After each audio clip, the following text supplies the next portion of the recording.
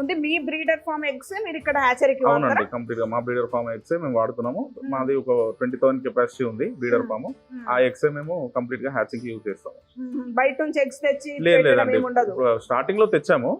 But hatchability issues, ఆ check egg అనేది బెంగాల్ మహారాష్ట్ర నుంచి వస్తే ట్రావెల్ చేసిన తర్వాత ట్రైన్ బై ట్రైనే వస్తుంది కాబట్టి డ్యామేజ్ అవ్వడం ఇట్లా వస్తుంది కాబట్టి మనం ఎందుకు చేయొద్దు అని చెప్పి ఒక పాస్ట్ 1 year నుండి మనం బ్రీడర్ ఫామ్ అనేది డెవలప్ చేసుకొని ఓన్ గా హ్యాచింగ్ చేసుకుంటున్నాం.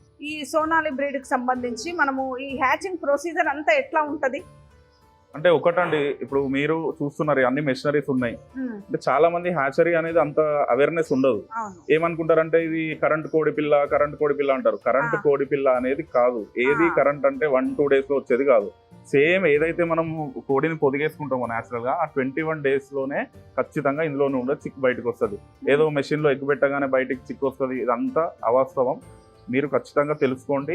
ఒకవేళ మా ఫార్మర్స్ కూడా మేము చెప్పేది ఒకటే విషయం, మార్కెట్లో బ్రీడ్ సెలెక్షన్ తెలియకుండా ఎక్కడో ట్రేడర్స్ దగ్గర కొని మోసపోవడం కంటే మీరు ఒకసారి మా హ్యాచరీకి రండి.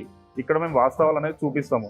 చూసిన తర్వాత మీకు అర్థమవుతుంది అసలు చిక్ ఏం జరుగుతుంది, ఇక్కడ వ్యాక్సినేషన్ ఏంది, సెక్స్టింగ్ ఏంది, అసలు వీళ్ళు గ్రేడింగ్ ఏంది, వీళ్ళు ఏం చేస్తున్నారు అనేది హ్యాచ్ రోజు ఒక రోజు రండి, ఆ రోజు ఖచ్చితంగా చూపిస్తాము, మీకు అర్థమవుతుంది. బ్రీడర్ నుంచి